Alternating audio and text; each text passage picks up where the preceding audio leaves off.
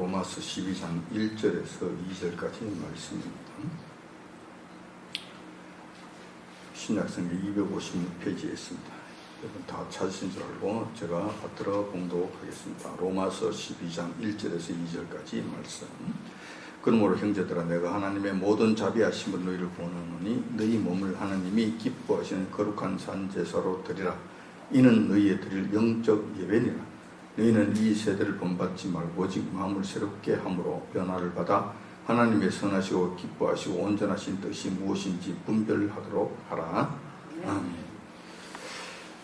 오늘 본 말씀 중심으로 해서 이 세대를 본받지 말라라는 제목으로 말씀을 나눌까 합니다.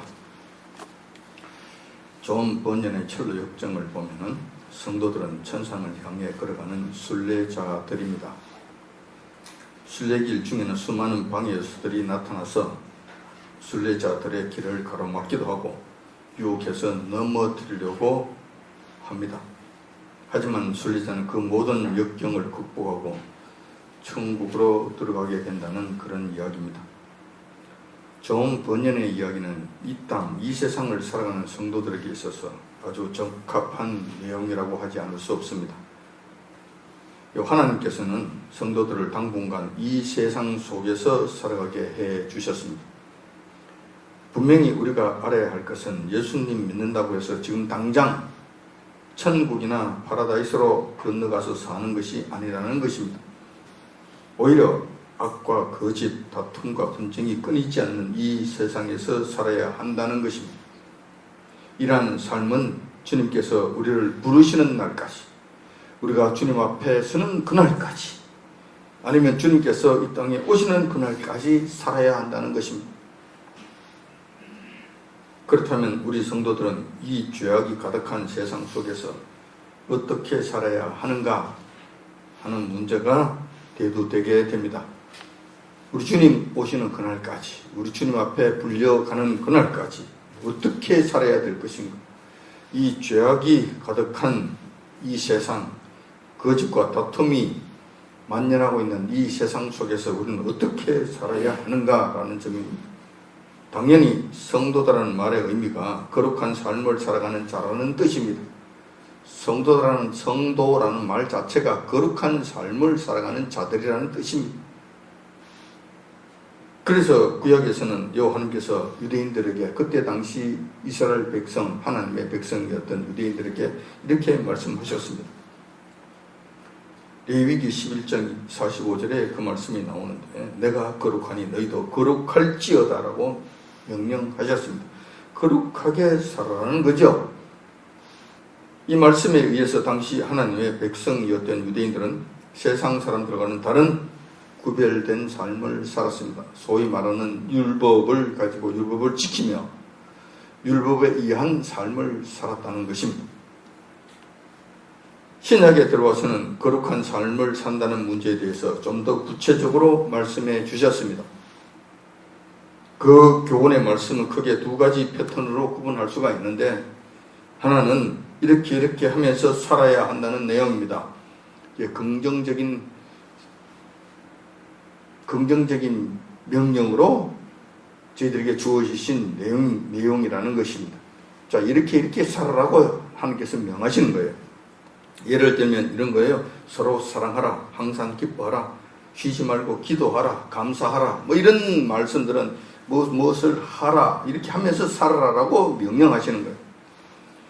반면에 또 다른 분야가 있는데, 거룩한 삶을 살기 위해서는 이런 일들은 하지 말라고 경고하는 그런 패턴의 말씀이라는 거예요. 예를 들면 이런 거예요. 거짓말 하지 말라, 우상 숭배하지 말라, 남을 미워하지 말라, 속이지 말라, 이런 말씀들. 자, 이런 말씀들은 하지 말라는 거예요. 그래서 하라는 것은 하면 되는 거고, 하지 말라는 건 하지 않으면 이 구별된 삶을 살게 된다. 세상과 구별된 삶을 살게 된다. 그리고 그렇게 살면은 거룩한 삶을 살게 된다. 거룩한 삶이 바로 그렇게 사는 삶이다라는 거예요. 이 중에서도 오늘은 본문 말씀에 따라서 이 세대를 본받지 말라라는 말씀을 중심으로 한번 생각해 보도록 하겠습니다. 하라는 말씀, 하지 말라는 말씀이 있는데, 여기는 하지 말라는 말씀 중에 또 다른 패턴인 또 대표적인 말씀인 이 세대를 본받지 말라라는 이 말씀이 있다는 거예요. 자, 이 말씀에 대해서 이 말씀을 중심으로 해서 우리가 한번 생각해 보겠다는 것입니다. 이 세대를 본받지 말라. 자, 이 말씀을 이해하고 순종하려면은 지금 우리가 살고 있는 이 세대가 어떤 세대인지 먼저 알아봐야 될 줄 압니다. 이 세대를 본받지 말라고 하셨으니 이 세대가 어떤 세대이길래 하나님께서 이 세대를 본받지 말라고 하셨는가? 그러니 이 세대가 어떤 세대인가 알 필요가 있다는 것입니다. 여러분들이 잘 아시는 바와 같이 이 세대는 포스트 모더니즘이라고 이름 지어지는 참으로 이상한 세대입니다. 창세 이후로 한 번도 경험해 보지 못한 정말로 괴상한 그런 세대입니다. 포스트 모더니즘의 특징은 기괴하기까지 합니다. 자, 특징은 몇 가지가 있는데 우선 대충 한 몇 가지만 우선 살펴보도록 하겠습니다. 포스트 모더니즘이라고 하는 것은 지금 현대 우리가 살아가고 있는 이 세대의 특징을 이야기하는 거예요. 이 세대가 어떤 세대인지를 말해주는 그런 대표적인 언어예요. 그래서 포스트 모더니즘의 특징을 알면은 지금 이 현 세대가 어떤 세대인지 우리가 알 수 있는 거예요. 그 중에서 중요한 몇 가지만 한번 짚어서 살펴보자 하는 것입니다. 첫 번째로 우리가 생각해 볼 수 있는 것은 포스트 모더니즘의 첫 번째 특징이 바로 이런 거예요. 절대 진리는 없다는 거예요. 그러니까 상대적 진리만 있다는 것이죠. 내가 생각해서 옳은 것은 옳은 거예요. 내가 생각해서 아닌 것은 아닌 거예요. 자, 이런 거예요. 이것이 상대적 진리. 절대적 진리는 없는 거예요. 반드시 지켜야 되는 이런 것 없는 거예요. 도덕적인 문제도 그래요. 도덕 그것이 뭐야? 내인데 좋으면 그것이 도덕이 되는 거야. 나에게 불편하면 그거 갖다 던져도 돼. 그래서 어떤 절대적인 권력자, 절대적인 힘과 절대적인 신적 존재에 의해서 이거는 토를 달 수 없고 변명할 수가 없고 네 기분하고 상관없이 반드시 이것은 그러해야 된다는 이 명제가 사라지게 된 거예요. 포스트 모더니즘 시대에는 그런 것이 없습니다. 모든 것을 상대화해 버립니다. 절대적인 것이 없는 거죠. 당연히 성경 말씀 없습니다. 진리 이것은 갖다 내 던져버리라고 이야기하는 거예요.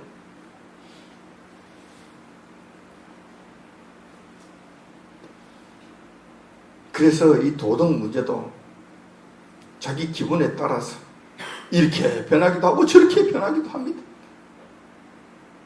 이 세상이 그래. 그러니까 이 도덕이 무너지게 되고 질서가 없게 되고 엉망진창이 되는 거예요. 낙태와 같은 것, 동성애 같은 것 이런 것 전부 다 이 상대주의에서 나오는 거예요. 절대적인 어떤 절대적인 기준이 있었다면 이런 걸 감히 하지 못해요. 중세 시대 때는 이런 거 감히 생각지 못했어요. 할 수 없는 일들이었어요.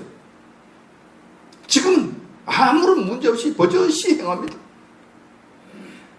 이것이 포스트 모더니즘의 특징. 절대적 진리라고 하는 것은 없다는 것. 두 번째 특징 중에 하나, 신은 존재하지 않는다는 것. 신을 인정하지 않아요. 그들은 인간의 이성을 숭상합니다. 인간의 판단 기준을 그들은 최고의 경지로 세워놓는 거예요. 그리고 과학을, 이성에 의해서 만들어졌던 그 과학을 그들의 신으로 섬기고 사는 거예요. 과학으로 증명되지 아니하는 것, 이성적으로 그것이 이해되지 않는 것은 없다고 그럽니다. 당연히 절대자, 절대신, 창조주 하나님은 그들에게 없습니다. 과학의 이름으로 여호와 하나님은 혐오합니다. 조롱합니다. 웃긴다고 그들은 껄껄거리고 있습니다. 그런데 이상한 것은 이 포스트 모더니즘 시대에 여호와 하나님, 창조주 하나님, 이 성경 말씀은 그렇게 싫어하고 미워하고 혐오하고 조롱하고 하면서도 뒤로는 과학과는 전혀 상관없는 이상한 짓들을 해요. 우리가 볼 때는 이건 완전 미신에 깊숙이 빠져들어가는 이런 모습들을 보이고 있습니다. 최첨단을 걷는다 그러면서 과학의 최앞장을 서서 살아가고 있다는 그 사람들이 외계인을 숭상하고 하늘의 기운을 불러들여서 자신의 초능력의 기반으로 삼고자 하는 이런 일들의 혈안이 되어 있는 거예요. 정말로 모순도 이런 모순이 없는 거예요. 인간이 이래요. 하나님을 극렬하게 부인하고 저버리고 또 이상한 신을 섬긴다고 하면서 끌려 들어가서 이런 짓을 하는 거예요. 마음 수련을 한다 그러고 기수련을 한다 그러고 마음을 안정시킨다 그러고 그래서 어떤 기운을 받으려고 그 애를 쓰는 거예요. 자기가 감당할 수 없는 내면 세계의 이 복잡한 것을 해결하기 위해서 그냥 산속에 들어가고 아주 고전역한 그런 산사를 찾아가고 목탁 소리를 찾아가고 염주를 들고 흔들고 이런 짓을 한다는 거예요. 이런 짓을 한다는 거예요. 그래서 제가 포스트 모더니즘은 기괴하다고 제가 말씀을 드리는 거예요. 이게 지금 현실이에요. 현실. 또 다른 특징이 있는데 그것은 자신만 소중한 거예요. 극단적 이기주의가 만연하고 있습니다. 모든 세상은 자신을 위해서 존재해야 하고 자기가 해석하는 그대로 되어져야 되는 거예요. 자기가 보는 그대로 세상이 움직여져야 되는 거예요. 결국은 내가 좋으면 남이야 어떻게 되든 상관이 없습니다. 남이 죽든지 말든지 상관없고 나만 좋으면 됩니다. 나만 배부르면 됩니다. 나만 가지면 됩니다. 나만 부자 되면 됩니다. 나만 누리면 됩니다. 나만 금빛이 닿으면 그만입니다. 나만 대통령 되면 그뿐이에요. 나머지는 아랑곳 없는 거예요. 어떻게 하든지 간에. 이것이 포스트 모더니즘의 진짜 기괴한 현상이에요. 자, 그러면 각자가 다 이런 마음을 가지고 있다. 나만 좋으면 그만이야. 그러면 나만 그런 것이 아니라 저 사람도 그럴 거 아니에요. 저 사람도 나만 좋으면 그만이야. 저 사람은 나를 무시하고 나는 저 사람을 무시해. 서로 무시하는 거예요. 나만 좋기 위해서. 그러면 결국은 어떻게 될 것 같아요? 이것이 어떻게 될 것 같아요? 내가 저 사람보다 힘이 적어. 저 사람 힘이 더 커. 그럼 나는 그 사람에게 삼킴을 당하는 거예요. 내가 저 사람보다 힘이 더 세. 그러면 내 좋은 대로 밀고 나가버리고 저 사람을 깔아뭉개는 거예요. 자, 이렇게 되는 일들이 생기는 거예요. 자, 그러면 나는 저 사람 깔아뭉개지만 저 사람은 내보다 더 세. 그럼 나는 저 사람한테서는 또 뭉개지는 거예요. 저 사람은 또 어떻게 나를 뭉개지만 더 큰 사람에 서 또 뭉개지는 거예요. 자, 이것이 논리적으로 계속 연결되고 발전되어 나갈 것 같으면 결국은 어떤 한 사람의 절대적 권력을 가진 독재자에게 귀속이 되는 거예요. 한 독재자에 의해서 그 사람이 자기가 좋은 대로 자기가 하고 싶은 대로 하는 것으로 끝나버리는 거예요. 그 사람을 이길 사람은 아무도 없어요. 그러나 그 사람만이 모든 것을 다 지배하고 끌고 가는 거예요. 논리적 귀결이 그렇게 되는 거예요. 독재자는 이렇게 해서 생기는 거예요. 김정은이가 괜히 생기는 것이 아닙니다. 이렇게 생기는 거예요. 자, 이것을 좋아하니까 여러분도 좋아하고 나도 좋아하고 세상 사람들 다 좋아하고 이런 패턴으로 나간다면 결국은 적그리스도가 나타나는 거예요. 전 세계를 다스리는 그 절대적인 한 인간에 의해서 죽도록 고생하는 노예들이 되는 거예요. 논리적 기결. 요한께서는 이것을 극렬하게 하지 말라고 말씀하시는데도 인간들이 극렬하게 반대하면서 이 길로 가는 거예요. 포스트 모더니즘의 특징입니다. 특징. 지금 이것을 가열차게 행하고 있습니다. 온 세상 사람들 가열차게. 북한 말이어서 조금 그렇습니다만 그 말이 좀 힘이 있어서 제가 이 단어를 사용합니다. 또 그들은 포스트 모더니즘에 살고 있는 사람들은 깊이 생각하려고 하지 않습니다.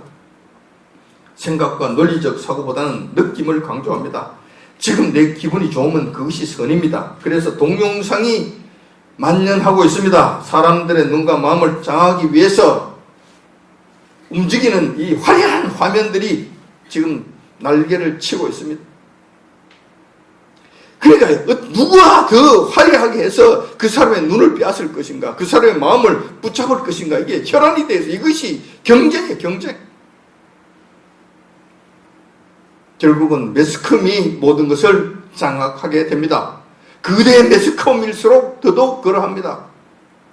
그들이 사람들의 마음을 장악하게 됩니다. 마음을 장악하기 위해서 그 특성과 방법을 가리지 않습니다. 결국은 인간의 마음을 장악하는 절대적인 힘이 있는데 그것이 바로 매스컴이 된다는 거예요. 왜냐하면 인간들이, 사람들이 논리적으로 생각하려고 하지 않아요. 깊이 생각하려고 하지 않습니다. 귀찮아. 아유, 귀찮아. 그냥 팍 와서 느낌이 확 오면 그것이 전부 다예요. 그러므로 자꾸 썩는 거예요. 이 매스컴에서 자꾸 썩는 거예요. 여러분들도 잘 아시잖아요. 유튜브만 해도 그래요. 그 조회수를 늘리기 위해서, 구독자 수를 늘리기 위해서 매일 희한한 짓들을 다 하잖아요. 매일 희한한 짓들을 다 해. 내 말 들으라는 거지. 내게 오라는 것이지. 나를 따르라는 것이지. 자꾸 자기한테 따라오라는 거예요. 누구 하나 이 하나님께로 나아가라고 하는 사람이 없어요. 전부 다 내 말 들으라는 것이지. 이 하나님의 말씀을 들을지어도 하는 사람은 없어요. 없다니까.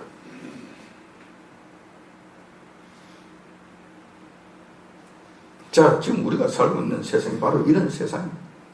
이런 세상을 본받지 말라는 거예요. 이런 세상을 따라가지 말라는 거예요. 이런 세상에서 우리는 무엇을 본받지 말고 무엇을 조심해야 할 것인가? 다 하지 말아야 되겠죠. 당연히 포스트 모더니즘 세계관 속에서 있는 모든 것들을 버려야 하고 그것을 따르지 말아야 할 것입니다. 나아가서 호기심조차 가지지 말아야 될 거예요. 그하고는 담을 쌓고 살아야 된다는 거예요. 자, 그러면 이런 문제가 생겨요. 그럼 이 세상을 떠나야 하는가? 산 속에 들어가야 되는가? 사람들하고 단절하고 굴 속에 들어가야 되는가? 이게 하나님의 뜻인가? 아니, 그렇지 않아요. 언젠가는 그런 때가 오겠지만, 적그리스도가 나타나서 저희들이 도저히 견딜 수 없을 때는 그렇게 살아야 할 때도 오겠지만, 지금 현재는 아니에요. 적그리스도가 나타날 때까지는 아니에요. 이 세상 속에서 살아라고 말씀하시는 거예요. 이 세상 속에서 빛과 소금의 역할을 감당하고 그들에게 진리가 무엇인지 그들에게 가르쳐주고 이 하나님이 누구신지 그들에게 보여주고 그들 하여금 한 사람이라도 더 구원시켜서 하나님 백성만 되도록 하는 그 일에 힘쓰라고 말씀하시는 거예요. 그러니까 이 힘겨운 세상 속에서 우리는 살아야 되는 거예요. 그것을 떠나서 사는 것이 아니에요. 이 세상 속에서 살아야 된다니까. 그런 사람들과 부딪히면서 살아야 된다니까. 자, 이러니 참 어려운 거. 이러니 참 우리의 삶이, 성도들의 삶이 힘들어지는 거예요. 이 세상의 삶이 고통스러운 거예요. 이것을 여러분 이상하게 여기지 마십시오. 이 세상을 바라보면서 속이 터지고 가슴이 먹먹해지고 정말 삶의 소망이 끊어지는 이런 일들을 느낀다 하더라도 이것을 이상하게 여기지 마십시오. 이 세상은 원래 지금 현재 상황이 그런 식으로 돌아가고 있기 때문에 그렇습니다. 포스트 모더니즘이라고 하는 이 기괴한 현상 속에서 살기 때문에 그렇습니다.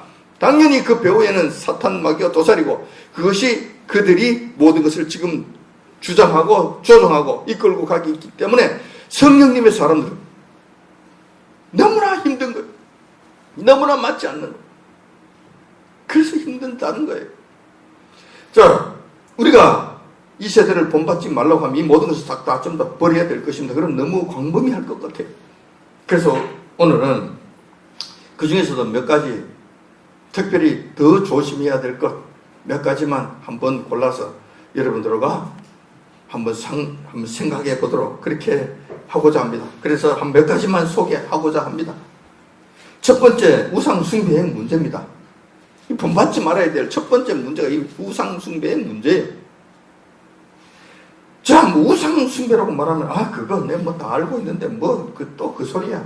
그거지 뭐. 우리 그 우상숭배는 우리하고 해당 없어. 난 우상하고는 상관없거든. 교회 다니는데 나는 우상하고는 결별한 지가 오래됐어. 그거는 신경 꺼도 돼. 이렇게 생각할지 모르겠습니다. 그런데 포스트 모더니즘 시대 때 이 우상이라고 하는 것은 그런 것이 아니에요. 여러분, 참 묘한 거예요. 너무 지나쳐도 안 되고, 너무 부족해도 안 되고, 너무 과해도 안 돼요. 이 우상숭배 문제가 지금 요즘 우리들 삶 속에서 이건 정말로 이게 묘하게 다가오고 있는 거예요. 며칠 전에 이런 이야기를 들었습니다. 여러분들도 잘 아시는 분일 거예요. 누구라고 이름은 되지 않겠습니다. 그분이 저에게 이런 이야기를 하더라고요. 내가 다니는 교회 목사님에게 이렇게 말씀을 드려서 교회에 십자가 없길래 목사님 교회 건물에 그 십자가를 다는 것이 안 좋겠습니까? 그래야 다른 사람들이 보더라도 이 교회인 줄 알지 않겠습니까? 십자가를 다시는 것이 어떻겠습니까? 했더니만 그 목사님이 이러더래요. 아 그거요? 십자가는 우상이네 달면 안 돼요. 이러더라는 한마디로 딱 거절하더라는 거예요. 그래서 자기는 굉장히 띵 했다는 거예요. 멍했다는 거죠. 목사님이 그렇게 말씀하시니 자기는 뭐 할 말도 없고 뭐 그러려니 하고 했는데 뭔가 찜찜하고 이상하더라는 거예요. 그럼 다른 교회는 뭔가? 그럼 강단에 지금 새겨져 있는 이 십자가는 또 뭔가? 그럼 이 벽에 세우는 이 십자가는 이건 또 뭔가? 뭐 이런 마음이 그 집에 사람들이 가끔씩 집에 갖다 놔놓는 그 십자가 그 상 그것도 또 뭔가? 그럼 전부 우상이잖아. 그럼 다 뜯어내야지, 걷어내야지, 다 없애야지, 철폐해야지. 달고 있는 그 교회들은 전부 다 뭔가 싶더라는 거예요. 그래서 뭔가 좀 안 맞더라는 거예요. 그래서 목사님 이게 어째 된 것입니까? 하고 저한테 묻더라고요. 지금 이런 거예요. 우상숭배가 뭔지를 몰라요. 진짜. 우상숭배라고 그러는데 우상숭배가 뭔지를 몰라요. 자, 우상이라고 하는 것은 여호와 하나님을 제외한 그 어떤 것, 그 모든 여호와 하나님을 제외한 그 모든 것들이 우상의 대상이 될 수 있습니다. 이걸 먼저 여러분 생각하셔야 돼요. 자, 그런데 가능성이 있다는 이야기지. 그게 전부 다 우상이 되지는 않습니다. 그럼 우리가 하고 있는 모든 것이 그럼 전부 다 우상인가? 우상은 아니에요. 이게 우상이 될 가능성은 있어요. 그런데 이것이 우상이 되려면 여기에 신적인 의미를 부여해야 돼요. 어떤 특별한 의미를 부여해야 된다는 거예요. 이게 어떤 거대한 힘이 여기 있는 것으로 이것을 의미를 부여하고 확정 지어 놔야 된다니까요, 여기에. 이러면 이게 우상이 되는 거예요. 어떤 힘이 있는 것으로 여기는 거예요. 그리고 실질적으로 힘이 있는 것처럼 보일 때가 있어요. 왜냐하면 우리 인간들이 여기다 특별한 의미를 부여하고 이거는 대단한 거야. 이거는 무슨 할머니, 할머니 바위야. 무슨 할머니, 신통방통 할머니, 할머니야. 이렇게 의미를 정하고 거기서 그러고 이러면은 이때 귀신들이 보고 여기에서 진짜 신적인 능력이 있는 것처럼 조화를 부립니다. 그리고 속입니다. 그런 일들이 가끔씩 일어나요. 그러니까 자, 이렇게 되면 이 신적인 의미를 부여하면 이때 이것이 우상이 됩니다. 자, 그런 다음에 여기에 숭배를 하면 우상 숭배가 됩니다. 자, 숭배는 어떻게 하는 거 가서 비는 거예요. 복 주옵소서, 이기 되게 해 주옵소서, 이게 해 주옵소서. 그렇게 그 힘을 나에게 얻기 위한 비는 행위, 경배하는 행위, 섬기는 행위, 제사를 지는 행위, 이런 것들을 할 것 같으면 이제 이것이 이제 우상 숭배로 진화가 되는 거예요. 진화가 되는 거예요. 여러분들 이걸 잘 기억하십시오. 그래서 십자가는 우상이 될 수 없습니다. 예수님께서 십자가에 돌아가신 그것을 우리가 기리기 위해서 만든 거잖아요. 그 의미를 지금 생각하는 거예요. 그때를 기념하면서 이것을 보면서 우리 주님 십자가에 돌아가신 그것을 묵상하는 거예요. 그것으로 사용하는 것이지 여기 어떤 다른 신적인 의미를 부여하는 거 아니잖아요. 여기다 우리가 비는 것 아니잖아요. 힘을 달라고 그런 거 아니잖아요. 여기에 경배와 예배를 드리는 건 아니잖아요. 어떤 신적인 힘이 있는 것을 저는 인정하지 않잖아요. 상징으로만 그냥 가지고 있는 거잖아요. 어떻게 이게 우상이 되나? 반면에 가톨릭에서 이야기하는 마리아 상은 우상이 됩니다. 가서 빌잖아요. 기도하잖아요. 그 앞에 서서 이러고 있잖아요. 그건 우상입니다. 그리고 우상 숭배하는 거예요. 그거는. 이런 것들을 여러분 잘 구별하시기 바랍니다. 제대로 알지 못하면 우상이 아닌 것을 우상이라고 그냥 벌벌 떨고 살 수가 있고, 또 여러분들이 잘못 이해를 할 것 같으면 우상인데도 불구하고 우상이 아닌 것으로 알고 여러분들이 그냥 함부로 그냥 나대는 이런 일들도 있을 수 있다는 거예요. 이런 측면에서 여러분들이 잘 분별하시기 바랍니다. 자, 포스트 모더니즘 시대에 들어와서는 우상의 개념이 좀 복잡하게 발전하게 됩니다. 눈에 보이는 물체만이 우상이 아닙니다. 눈에 보이지 않는 것까지도 우상의 형태로 교묘하게 등장하고 있습니다. 자, 뉴 에이지 운동이 이러한 것들인데 이런 거예요. 포스트 모더니즘의 대표적인 운동이잖아요. 뉴 에이지 운동은 요 하나님을 극렬하게 반대합니다.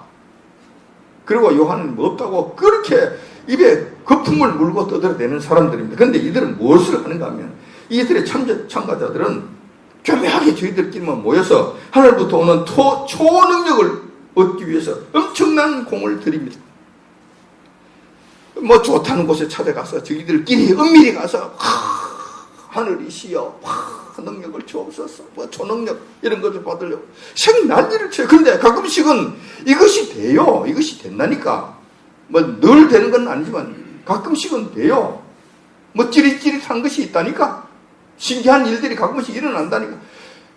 그것이 그들을 하여금 완전히 혹하게 만드는 거예요. 근데 여러분들이 이걸 아셔야죠. 그 배후에는 사탄이 있다는 거. 그 배후에는 귀신들이 있다는 거.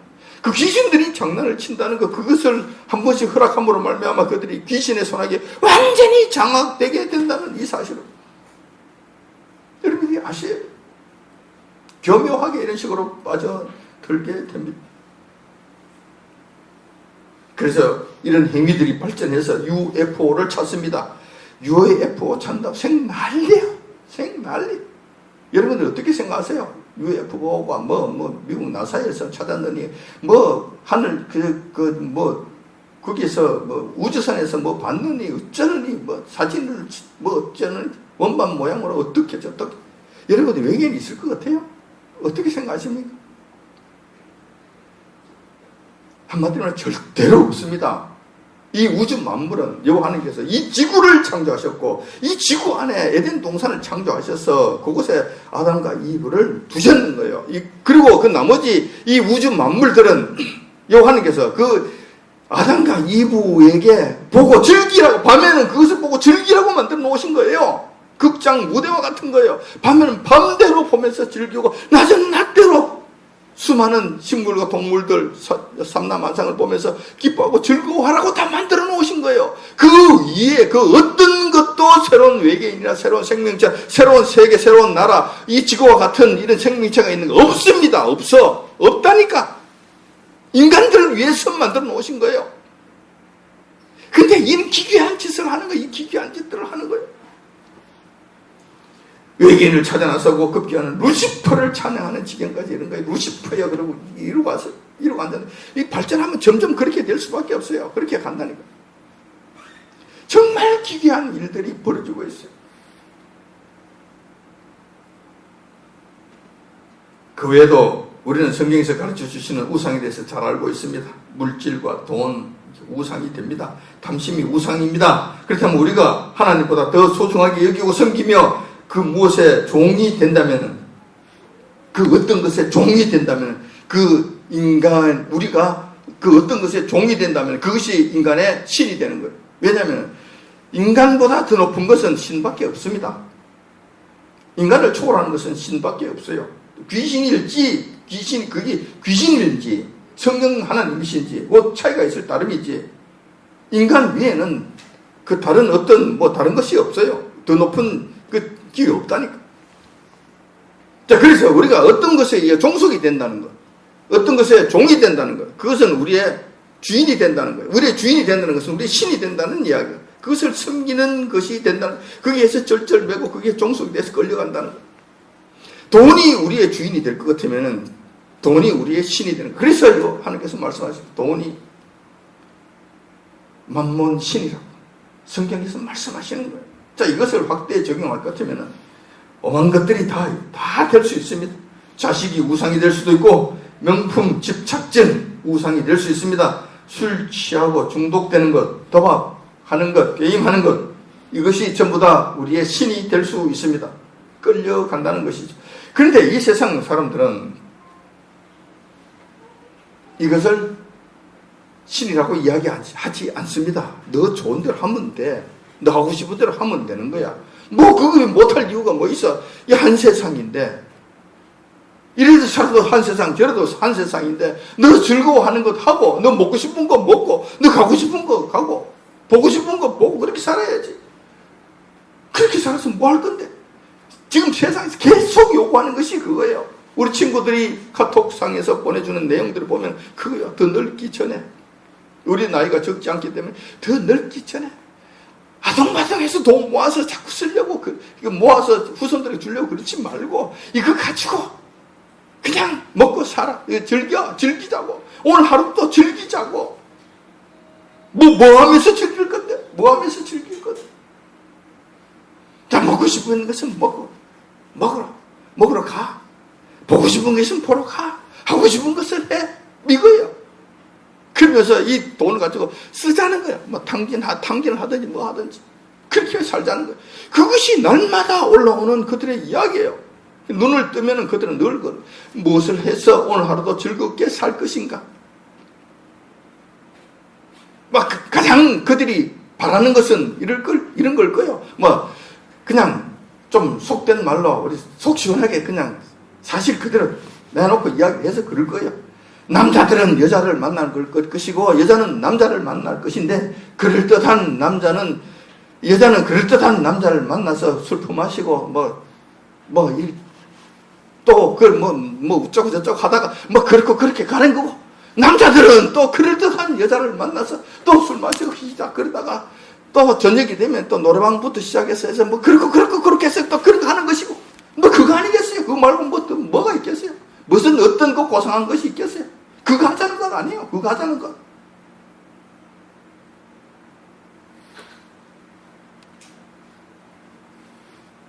세상은 그것을 요구한단 말이에요.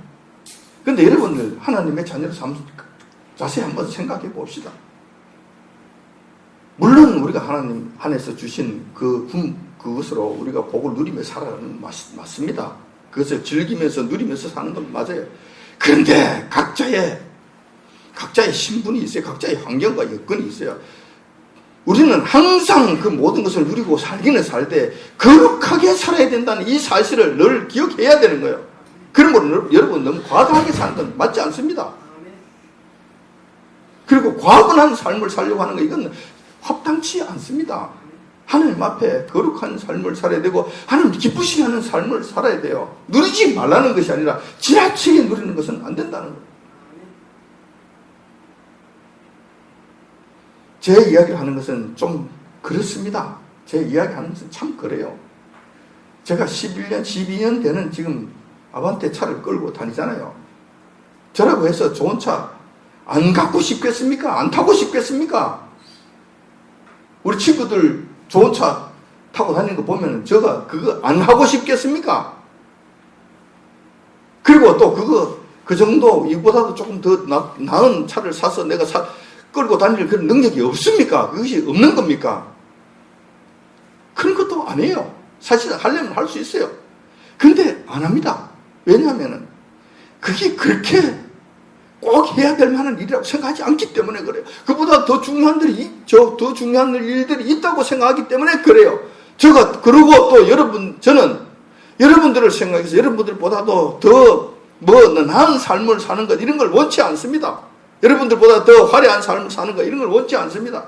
있다고 해도 저는 그렇게 하고 싶은 마음이 없어요. 왜냐하면 여러분들이 다 그렇게 살고 있기 때문에 그래요. 그게 걸맞게 살아야지. 그렇다고 해서 제가 못 누리고 사는 게 뭐가 있습니까? 가고 싶으면 다 가는 것이지. 차 없어서 못 가는 길 없잖아요. 자, 내가 먹고 싶은 거 못 먹는 것이 뭐 있어요? 10만 원, 20만 원짜리 먹는 것이 아니라 만 원, 2만 원만 해도 충분히 내 먹고 싶은 거 충분히 다 먹고 살잖아요. 2만 원짜리 먹은 적도 없습니다. 가장 많은 정도 선에서 많은 이쪽 저쪽이 기준을 정했어요. 그렇게 그럼 나는 부족한 것이 없어요. 자, 이렇게 사는 것이다. 그리고 그 남는 것 이런 것들을 가지고 요한은 기뻐하시는 일이 있다면 그 일에 사용하는 것이고 그 일에 쓰는 것이고 그렇게 사는 거예요. 과한 것 이런 것들은 자칫 저는 우상에 빠질 수가 있다는 걸 기억하십시오. 남들 눈을 의식해서 사는 것 아닙니다. 여호와 하나님의 눈을 의식하면서 사는 사람들이에요. 자칫 잘못하면 여러분들이 우상의 미혹에 걸려들 수 있다는 이 사실에서 조심하시기 바랍니다. 자, 그러니 이들의 주장은 지금 현 세대의 주장은 전번에도 조금 말씀드렸습니다만 너가 좋아하는 모든 것을 섬기고 숭배를 하되 여호와 하나님만은 절대로 안 된다고. 그러면 절대로 안 된다고. 계속 좋아야 됩니다. 계속 세뇌를 시킵니다. 너 하고 싶은 거 계속 하라고. 근데 그게 맞지 않잖아요. 그렇게 맞는 말이 아니잖아요. 그렇게 해서는 안 되는 거잖아요. 포괄적 차별금지법이 바로 그런 맥락입니다. 이것을 본받지 말아야 된다는 겁니다. 이런 것을 여러분들 잘 기억하시고 따라가면 안 된다는 거예요. 두 번째, 우리가 조심해야 될 것은 거짓말이 만연한 세대를 본받지 말아야 한다는 것입니다. 창세 이후로 사탄이 존재하는 날, 이 세상에 거짓말이 없었던 때는 한 번도 없었습니다. 그러나 지금처럼 이렇게 거짓말이 뻔뻔스럽게 머리를 내밀고 있는 세대도 없었을 것입니다. 과거 한 30년 전만 해도 거짓말을 하다가 탄로가 나면 부끄러운 줄도 알고 앞으로는 거짓말 하지 말아야지 하는 거짓말 억제의 기능도 있었습니다. 그런데 지금 그렇지 않습니다. 거짓말 하다가 탄로가 나면 이건 아주 재수 없는 경우가 됩니다. 나만 거짓말한 것이 아니잖아. 저놈도 있고 저놈은 더 큰 거짓말 했는데 저놈은 잘 버티고 잘 넘어가고 있네. 근데 나만 재수 없게 걸렸어. 내가 뭐 잘못한 거야. 조국이가 뻔뻔스럽게 머리 들고 지금 설쳐대는 거, 추미애가 지금 저렇게 설쳐대는 거, 이건 양심이 없는 자들의 지금 전형적인 모습을 보는 거예요. 부끄러운 줄 몰라요. 잘못한 것을 전혀 알지를 못해요. 단지 재수 없는 것을만 생각하는 거예요. 그래서 어떻게 하든지 거짓말을 합리화하려고 또 다른 거짓말을 하게 됩니다. 부끄러움이 사라진 지 오래됐습니다. 이런 것을 본받으면 안 되는 거예요. 거짓말도 이제는 그 범위가 상당히 넓어졌습니다. 너무 교묘하게 속이기 때문에 여러분들이 거짓말인 줄도 모르고 끌려가는 경우가 많이 있습니다. 과거에는 생계형 거짓말이었다면 지금은 완전 고의적이고 계획적이며 거대한 음모를 동반한 거짓말입니다. 기업을 삼키는 정도는 작은 것이고 나라 정권까지 찬탈하는 지경에 이르게 되었습니다. 지금의 매스컴은 사탄에 의해 완전히 장악되었다고 보면 됩니다. 매스컴과 각종 매체는 24시간 끊임없이 그들의 어젠다를 털어댑니다. 어젠다는 어떤 목표가 있는 어떤 주제, 그리고 자기들이 끌고 가고자 하는 어떤 목적을 가진, 그런데 그 목적이 좋지 못한 거예요. 악한 목적을 가진 그 어떤 주제, 그냥 끌어대는 인간이 먼저다, 사람이 먼저다, 이런 것들은 사람들의 마음을 속이기 위한 아주 대표적이고 가증스러운 어젠다. 이런 것을 24시간 털어대는 거예요. 24시간. 결국 그들이 목표로 하고 있는 것은 성경은 진리가 아니다. 지금 매스컴에서 지금 계속 털어대는 것 중에서 유일하게 공통점이 있는데 그것은 성경은 진리가 아니다. 요한님 섬기면 안 된다. 창조론 이거는 안 된다. 이거는 아주 미신이다. 진화론만 과학적이다. 이거예요. 그래서 어떻게 하든지 성경은 말살시켜야 되는 것이고 여호와 하나님은 이 땅에서 살아야 되는 거예요. 자세히 보면 여기에는 지금 하나가 되어 있어요. 매스컴뿐만 아니라 사회, 문화, 정치, 경제, 예술, 모든 분야가 다 하나가 됐어요. 하나가 돼서 여기에 극렬하게 나가는 거예요. 자, 이건 거짓말 중에 거짓말이잖아요. 성경이 거짓말이라고 하는 것은 거짓말 중에 거짓말이잖아요. 하나님이 안 계시고 없다고 하는 것, 거짓말 중에 거짓말이잖아요. 이것을 지금 24시간 내털어댄다. 말살시키려고. 그리고 요 하나님이 없는 세상이 되면은 그들이 마음껏 하는 거예요. 모든 악한 일들은 얼마든지 할 수 있는 길이 열리게 되는 거예요. 이제는 거짓말을 보고도 대다수의 사람들이 놀라워하지 않습니다. 지금 우리가 사는 세대가 지금 그래요. 그러려니 합니다. 그러므로 거짓말과 악을 제어하는 기능까지 상실해 버렸습니다. 성경에서는 이렇게 말씀하십니다. 이사야 5장 20절에 악을 선하다 하며 선을 악하다 하며 흑암을 광명으로 삼으며 광명으로 흑암을 삼는, 그리고 등등 그들은 화가 있을진저라고 강하게 경고하고 있습니다. 이 세대를 향해서 지금 성경은 이렇게 말씀하고 계시는 거예요. 화가 있다고 말씀하시는 거예요. 지금 거짓말을 하는 세대, 이 세대, 여러분 여기에 참여하시면 안 되는 거예요. 정말로 이것은 분별해서 여기에 여기서 완전히 떠나야 되는 것입니다. 그들과 그들의 그런 악한 행위에 좀 더 본받으면 절대로 안 되는 거예요. 마음에 두어서도 안 되는 거예요. 세 번째, 극한 이기주의가 있습니다. 이것을 본받지 말아야 됩니다. 지금 세대는 자기밖에 모르는 세대입니다. 다른 사람이 죽든 말든 나만 잘 먹고 잘 살면 됩니다. 같이 공생공존하자는 말은 호랑이 담배 피우던 시대 때에 흘러간 옛 노래입니다. 매스컴과 사회 분위기까지 그렇게 하라고 부추깁니다. 너만 잘 살면 되는 거야. 너만 즐기면 되는 거야. 그러니까 선택할 수 있는 권리가 너한테 있는 거야. 너 좋으면 되는 거야. 이런 것을 적극적으로 권장합니다. 결국은 그 일조차도 요 하나님을 대적하는 것이고 성경의 말씀을 깔아뭉개는 그런 일들이잖아요. 그게 극렬하게 하나가 되는 거예요. 극한 이기주의는 조금 전에도 말씀을 드렸습니다만 무한 경쟁을 초래하게 되고 서로 다툼과 분쟁이 끊이지 않게 되는 세상을 만들게 되는 거예요. 그래서 점점 지옥과 같은 세상이 되도록 하는 거예요. 그것이 서로가 그렇게 만드는, 서로가 힘을 합쳐서 그 지옥을 만들지 못해서 안달복달하는 이런 모습이 자기만 알면 결국 이렇게 돼요. 논리적 결론으로서 그들은 결국 한 사람의 독재자에 의해서 완전히 전부 다 노예가 되는 이런 신세가 된다는 거예요. 성경에서는 그렇게 말씀하지 않습니다. 우리 주님께서 우리에게 서로 사랑하라고 말씀하십니다. 너만 아는 극단 이기주의자가 되는 것이 아니라 나를 희생해서라도 다른 사람의 이익을 위해서 너가 살아라고 말씀하시는 거예요. 자, 우선 대표적인 한 세 가지 정도만 한번 살펴봤습니다. 이런 시대 속에서 우리는 살고 있습니다. 자, 이런 시대 속에서 우리는 어떻게 해야 될 것인가? 본받지 말아야 할 것을 살펴보았습니다만은 특히 이 시대의 특징 중에 특징인 우상 숭배, 거짓말, 극한 이기주의 같은 것은 절대로 본받지 말고 멀리해야 할 것입니다. 반면에 우리가 적극적으로 실천해야 하는 것들이 있는데 그것은 바로 하나님께서 선하시고 기뻐하시고 온전하신 뜻이 무엇인지 분별하는 것입니다. 한마디로 요 하나님을 기쁘시게 하는 삶을 살아야 된다는 거예요. 적극적으로 이것을 살아라고 권면하신 내용이라는 거예요. 그것은 전부 다 버리고 하나님 기뻐하시는 뜻은 분별해서 그것을 따라 살아라는 거예요. 하나님께서 기뻐하시는 일은 무엇인가? 이 세대들을 본받지 않는 것이 무슨 기뻐하시는 것일 것입니다. 그 외에 또 우리가 생각해 볼 것이 있습니다. 하나님께서 기뻐하시는 것은 우리의 진정한 제사입니다. 예배 드리는 것입니다. 그러나 그 제사보다 그 예배보다 더 기뻐하는 것이 있는데 그것이 바로 순종하는 것입니다. 하나님 말씀에 순종하는 것입니다.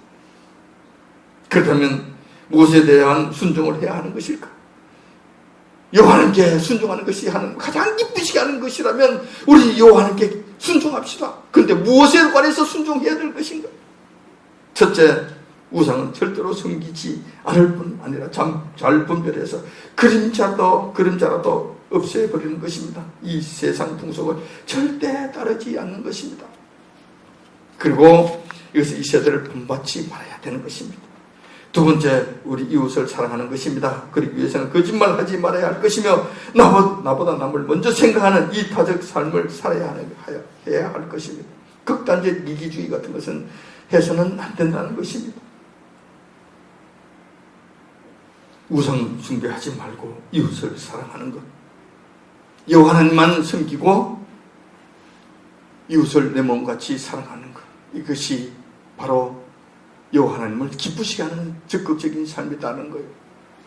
자, 이렇게 해서 지금 우리가 맞이하고 있는 이 험악한 세상 속에서 하나님의 자녀다운 또한 하나님을 기쁘시게 하는 삶을 살아가시는 저와 여러분들이 다 되시길 여친 주님의 이름으로 축원드립니다. 아멘. 기도하겠습니다.